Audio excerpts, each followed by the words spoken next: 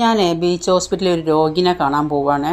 അപ്പോൾ രോഗികൾ അവിടെ കിടന്നാൽ മതി. രോഗീൻ്റെ കൂടെ നിൽക്കണമെങ്കിൽ പല പ്രശ്നങ്ങളുള്ളത് ബ്ലഡ് ടെസ്റ്റ് ചെയ്യാനും എക്സ്റേ എടുക്കാനും മൂത്രം ടെസ്റ്റ് ചെയ്യാനും എല്ലാ ആവശ്യങ്ങൾക്കും അങ്ങോട്ടും ഇങ്ങോട്ടും പോകണമെന്നുണ്ടെങ്കിൽ ഈ ലിഫ്റ്റ് വർക്ക് ചെയ്യുന്നില്ല.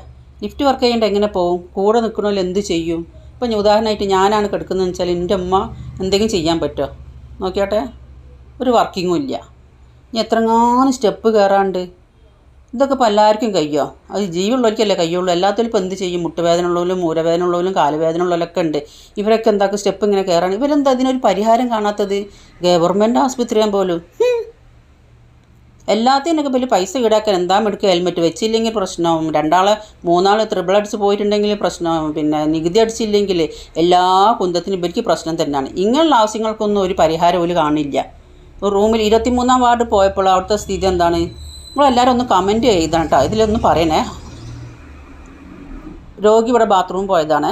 ഇപ്പം ഞാൻ നോക്കാം ഇതിൻ്റെ മുകളിലേക്കൊക്കെ നോക്കുമ്പോൾ എന്താണ്, ഫാന് കറങ്ങണില്ല. ഇനി കറങ്ങുന്ന ഫാനാണെങ്കിലോ തീരെ കാറ്റില്ല, ചിലതിന് ഒച്ചപ്പാടില്ല, ചിലതെന്ന് വെച്ചാൽ ഭയങ്കര സൗണ്ട്. എന്താ രോഗികൾ സഹിക്കുക കൊതുകിൻ്റെ കടിയും കൊണ്ടുങ്ങാണ്ടൊക്കെ.